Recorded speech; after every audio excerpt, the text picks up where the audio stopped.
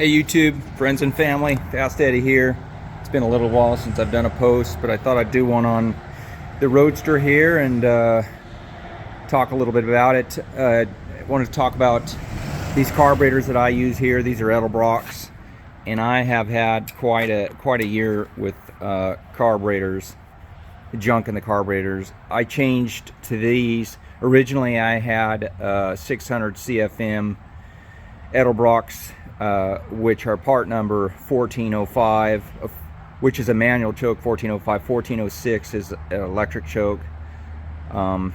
They did really good. They worked really pretty good right out of the stock jetting, which they come with. I did think I had to fatten them up a little bit because I had so much garbage continuing on the fuel system of the carburetors. I was not able to get them clean enough, and I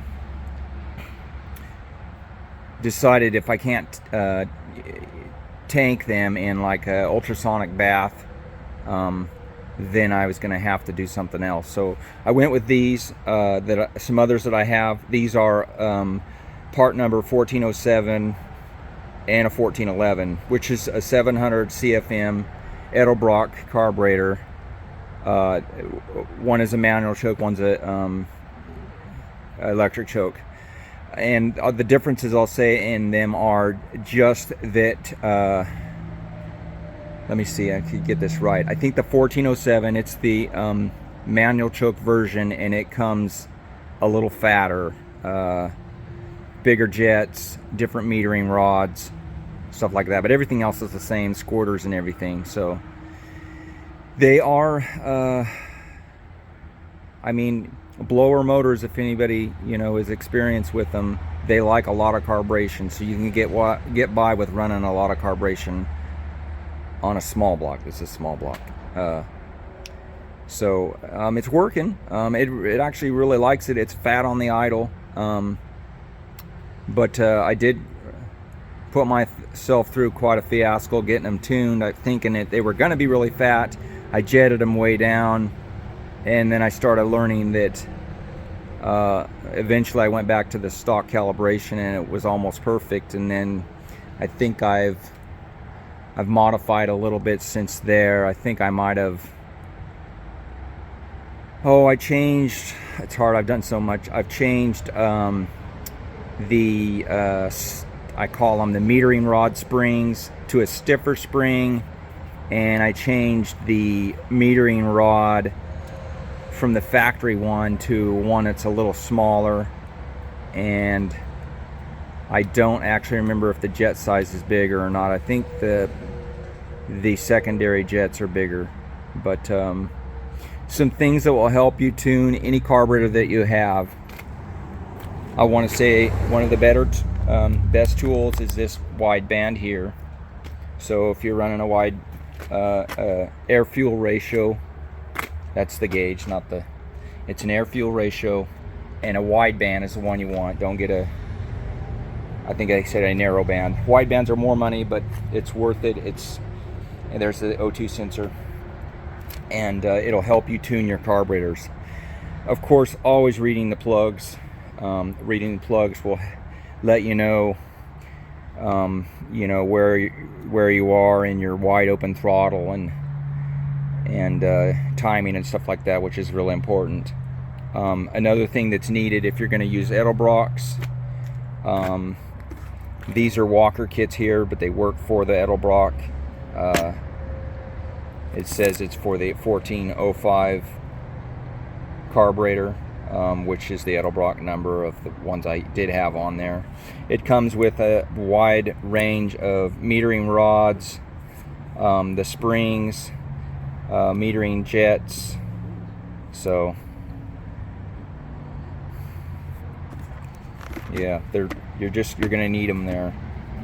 So another thing that's really helpful and a must that you need, and when you get a new carburetor, it comes with one. It comes with a nice little manual that it's got a chart and a graph to show you what you need to enrich in at part throttle or where you are at in throttle. So it's pretty helpful to have that, because the metering rods here can change your enrichment or lean. So you gotta kind of play with the jets and metering rods and kind of look at the scale on what you need. But yeah, I mean, you know, if somebody was to ask my personal opinion on carburetors, you know, I had, I don't know why, but whenever I was at a swap meet, even a garage sale, I'd see these Edelbrock carburetors, and sometimes they're only 20 bucks. You know, a lot of people get pretty discouraged with an Edelbrock and then just go to the Holley. I know the Holley is the true and tried carburetor that everybody's a believer in. I will say that, and I'm not gonna down one or the other. I will say that I've heard a lot, and I do think that the Edelbrock is a really good street carburetor. You know, as far as working on, you can see that on the Edelbrocks here, when you pull the top off, your fuel bowls are on the side here. It's not like a Holley where they come off and you have a mess. So you know that can be a plus side to these Edelbrocks. And you know, the plus side to the Holley is, you know, if you're a serious racer, I know that the Holley is the preferred choice, and I think you could probably get more horsepower out of a Holley carburetor. So that's just my opinion, but I sure know that that's a lot of opinions of others. So, but yeah, some more about the Roadster here. You know, I look at comments of YouTube and kind of what people will say, you know, at a car show, especially when, you know, people are more willing to say, you know, what they feel when I'm not around. So I kind of like to sometimes, you know, stand away from the car and just see what people say. People will say things like, you know, let's say the rear end, that I got more money into this rear end than the whole car. When you, I mean, that doesn't hurt my feelings any. I mean, the whole car is, you know, I'll admit it, the whole car is just kind of a pile of crap. When I bought the car, I hated it, and it's not this car anymore, but this car was the car, and I tore it apart and I made it into something else. But I want to get back to the comment of the overkill on the rear end, that I had spent more money than the car was worth. And that was the whole object of this build on this Roadster, is to build a car that's just completely overkill and just stupid crazy. Because I'll agree 100%. It is a stupid crazy car. It's ridiculous. That's what I was trying to achieve. You know, that's just, it's what it is. I'm not trying to, really not trying to win a car show with it. I just kind of it was a tuning bed for me for hot rodding. You know, I wanted to, you know, do crazy stuff, and you know, every time I did something, I was like, let's see how fast I can, you know, how much power I can make out of this. And oh, by the way, it looks really stupid like that. We'll have to do this. It looks really stupid in some ways, but it looks kind of crazy. I don't know. It's like you don't know where to stop looking. So it's the amount of modifications I've done to this car is insane.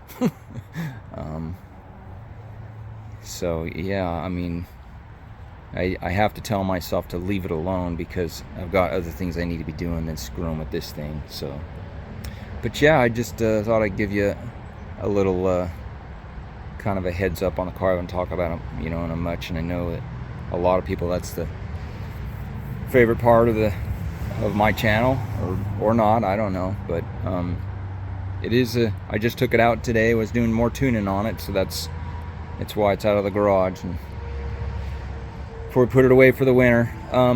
I will say that I did change the belts and the pulley to 1/2 inch pitch, and I'll put a short video up of the difference between, I had 8mm on there before, and this is now 1/2 inch. Of course, you have to change the pulleys, and but now we're running 1/2 inch. I was kind of going for how much of a different of a whine the 1/2 inch pitch belt will have.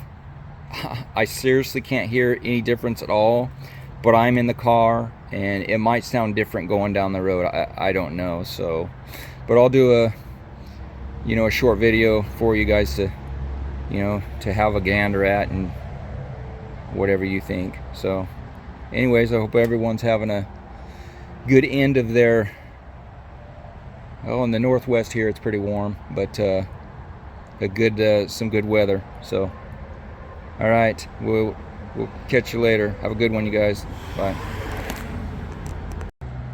I forgot to mention, most popular question I get at a car show is, how much power does this motor make?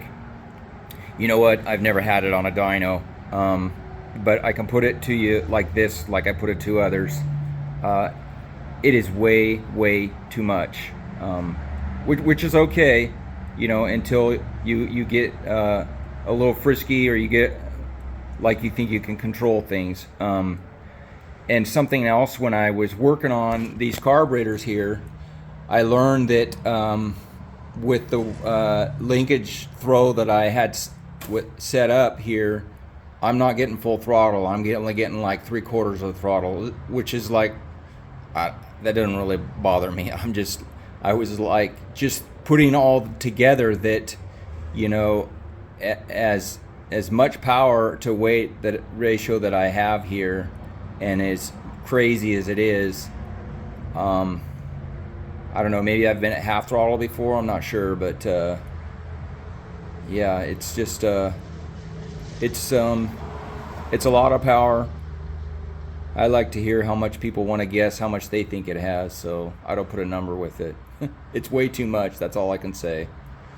Those back tires there, they pretty much will break traction at whatever you're doing. So you really can't be stupid in this car. So you could just get yourself in a lot of trouble and someone else. Anyways, hope you all have a good one.